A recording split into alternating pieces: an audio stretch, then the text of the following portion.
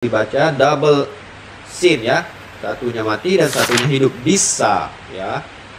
Oke, selanjutnya yaitu tips yang keempat teman-teman.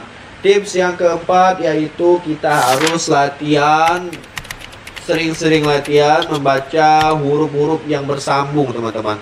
Teman-teman bisa baca di Iqra, buka saja di Iqra, di halaman Iqra 2 halaman 15 teman-teman. Nah di situ teman-teman bisa latihan dengan huruf-huruf hijaiyah yang bersambung teman-teman ya.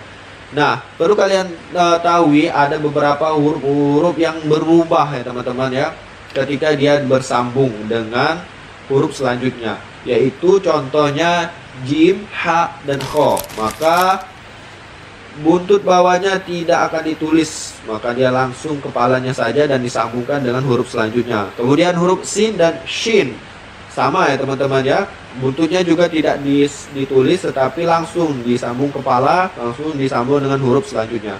Kemudian go dan ain, begitupun go dan ain, buntutnya tidak ditulis ketika dia bersambung. Kemudian bata dan sa, bata dan sa juga tidak langsung ditulis seluruhnya teman-teman ya, seluruh badannya, tapi sedikit diambil ya teman-teman. Biasanya kalau di Al-Quran itu ketika bersambung dia hanya sedikit diambil.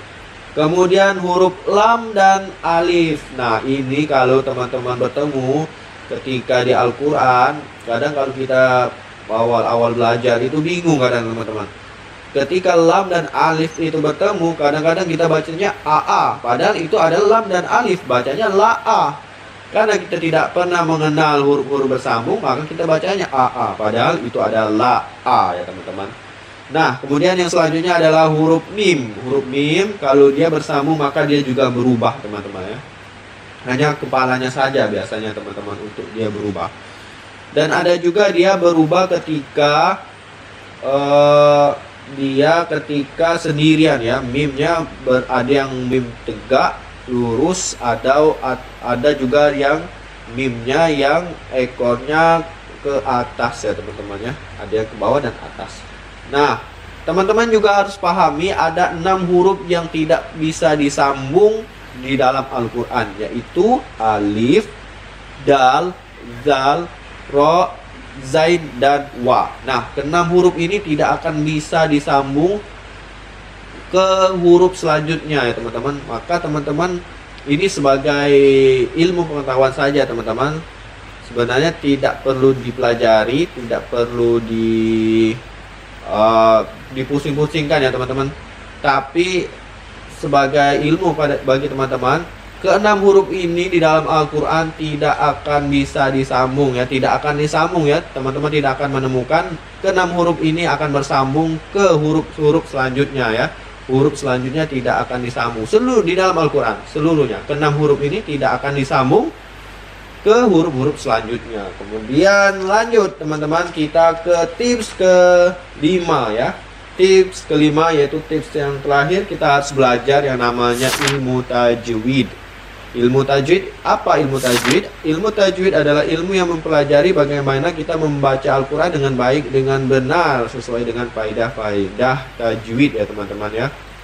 Nah di sini saya ada tips pada teman-teman.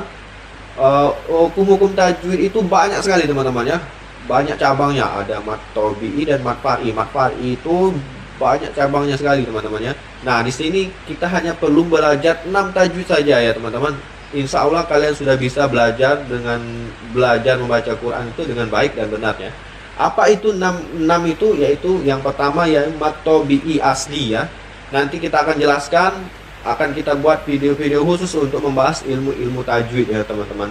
Yang pertama yaitu mat tobi'i ya. Mat tobi'i itu terdiri dari 3 alif, waw sukun, ya sukun. Kemudian ikhfa, izhar, iklab, idgham. Idgham terbagi menjadi 2, idgham bila guna dan idgham biguna.